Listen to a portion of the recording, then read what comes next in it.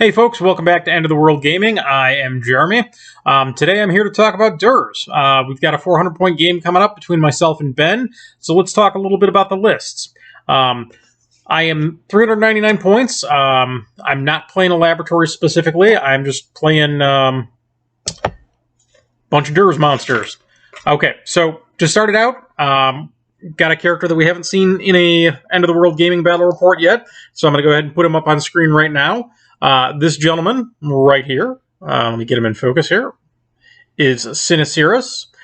He is armed with two pretty cool looking swords and a pistol called the Asp. Dangerous sounding. Let's go over his stats real quick. His stats, they're more or less standard for a Dirz character. He's speed 10, so he moves 10 centimeters. He's got initiative 5, which is actually really solid. He is attack 5, strength 7, so he's not super deadly in melee, but he's not a slouch either. He's defense 5 and resilience 8. That's actually going to come up pretty spectacularly in just a moment. He is aim 3. He does natively come with a ranged weapon, the Asp. So that gives him access to assault fire, bullseye, all that fun stuff. He is courage 5, which is not great, but he's also got bravery. And then he is discipline 5, so that's fairly solid. Looking at his equipment, he's got Neuraxis armor, whatever that does. He has the Asp, which is a strength warp pistol. It goes range 10, 20, and 30, so it's not shooting for... it's not shooting for forever, but it's actually pretty solid. He's got the Sihar Glaive and the Blade of Vialtis. The Blade of Vialtis is pretty cool because it actually ties him into the Devourers a little bit. He was like, that's a pretty solid sword there, Devourer. Yoink!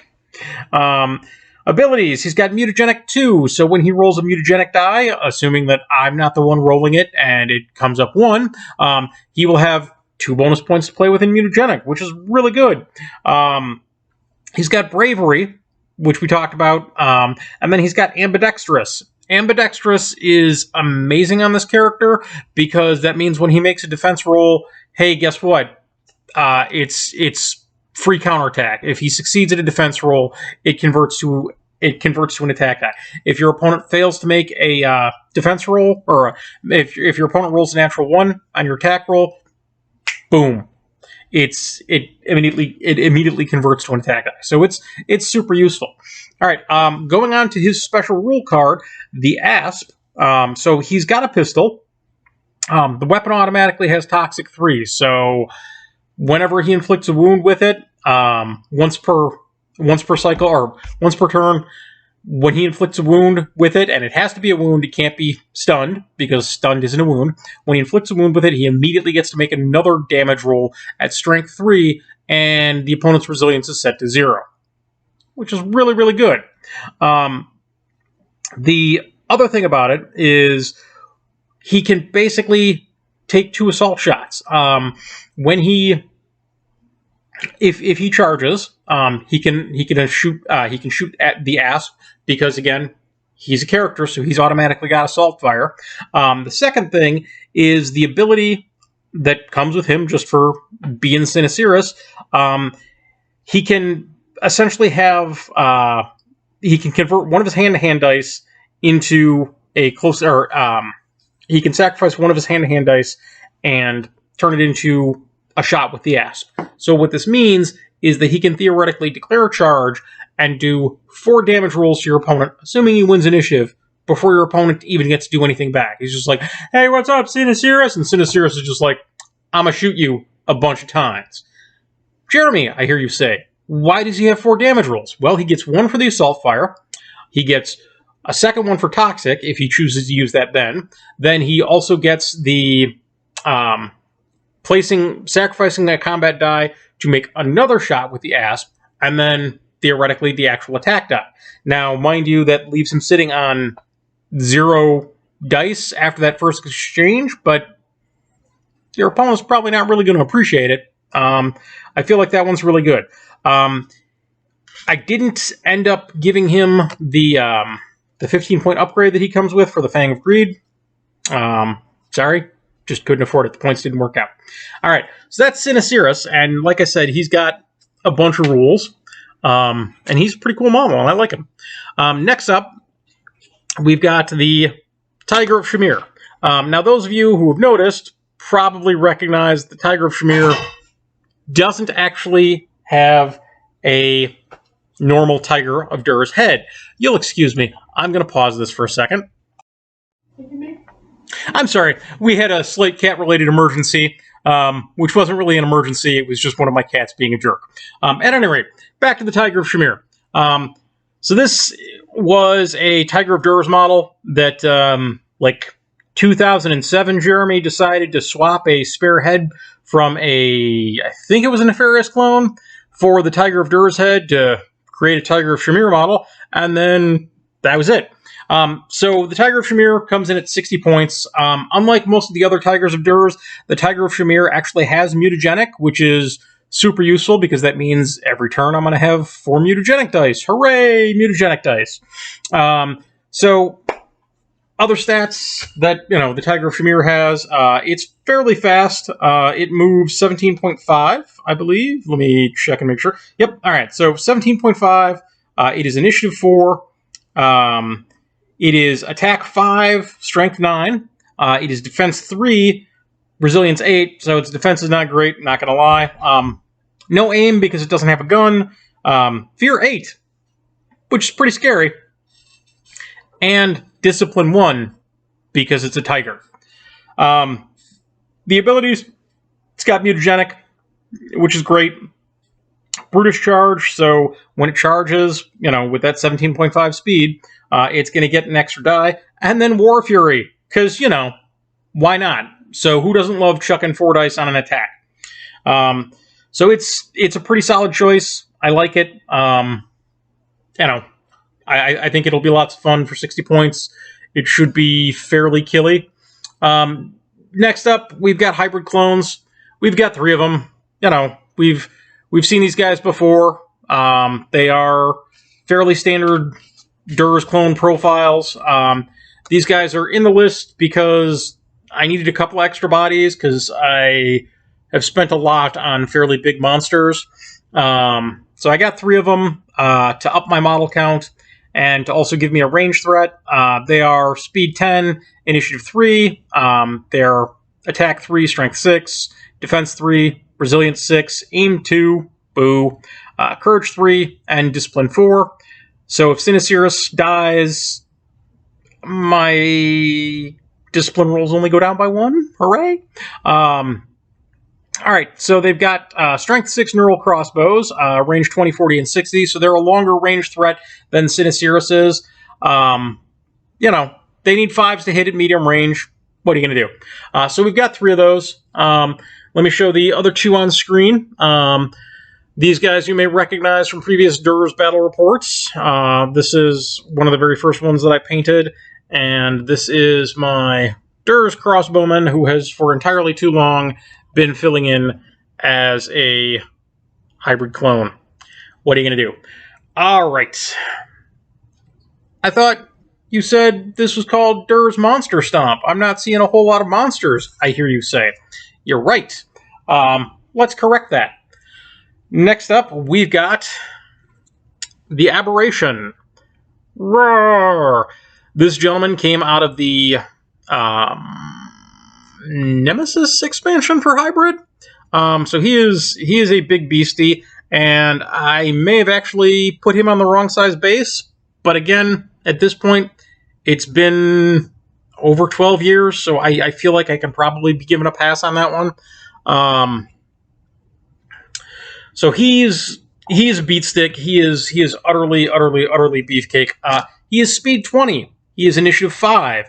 He is attack 7, strength 11. He is defense 5, resilience 10. No ranged attack. His aim stat is dash. He is a fear of 8, which again, really solid number. He has fused weapons and neural extensions, which means he doesn't have dorsal blades, so he only gets so many attack dice. He's got mutagenic 2.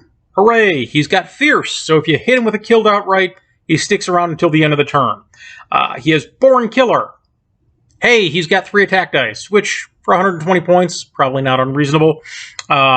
He is a construct, so nobody's really following him into battle. And he's got Brutish Charge, which means if he charges in that exchange against that single model, he's got 4 dice to play with, one of which has to go into attack.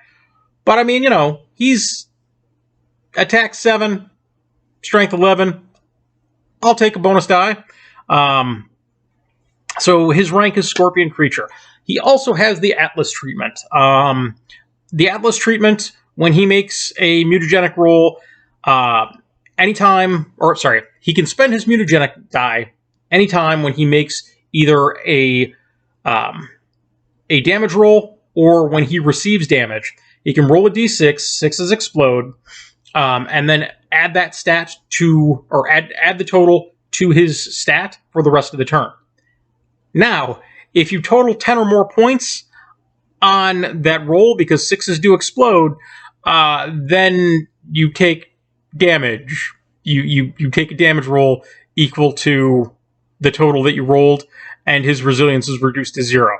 So you are kind of playing at dice, but I think it's pretty solid. Maybe it would have been better on, maybe that would have been better on somebody else, possibly. I don't know. But I was like, you know what? Let's put it on him because it'll give him the chance to be ginormous. One of the other things he has is for every time he eliminates an enemy model in melee, he gets a counter. And for every counter that he has, when he makes a mutagenic roll, he gets +1 to that total. Then after the mutagenic roll is rolled, all of his dice go away, or all of his counters go away, but it lasts until the end of the turn. That is also super solid. Next up, we are coming to the final member of our Stompy force, and that is going to be the Centurus Clone. The Centuris Clone is this guy, who I'm showing on camera right now. He is another big boy. So this is a Centuris Clone. Let me go ahead and put this crossbowman of Dirz up here in frame so you guys get a reference for how much bigger the Centuris Clone is. He's just like huge. He's like, I'm large and in charge. I'm a Centuris Clone. I've got a pole arm, and I'm super, super sexy. And I kind of think that he is, which is kind of why I put him in the list. So the Centuris Clones are usually used with the Neuromancers of Dirz, which those of you who are following along at home probably recognize. I don't have in my list, and it's true. I don't. Not that I don't have one in my collection. I just didn't bring one. All right, at any rate. So the Centuris Clone, he is speed 12.5, so he's a little bit faster than your average human. He is initiative 3, because he's slow. He is a 5'10", attack and strength, so he's gonna hit like a truck. He is a 4'10" for defense and resilience, so his defense is not great. His resilience is not bad at all. He is fear 6, solid. I have no complaints. And discipline 3. If I am rolling off of his discipline, things have gone horribly, horribly wrong. Anyway, we'll see. All right. Looking at his stats, he's got Mutagenic 1, which is good. He's got Brutal, so that means he can charge stuff that is even larger than he is, with his large size, and inflict a charge penalty on them, and 5s and 6 explode on his attack rolls. And he has Possessed. Possessed is going to pair up really, really nicely with the Resilience 10. It's going to make him that much harder to strongly negatively impact, in terms of you hit him and he's just like, hey, look, I'm possessed. I ignore stun. I ignore -1, and then I read wound penalty. I suffer wound penalties 1 point less than I normally would.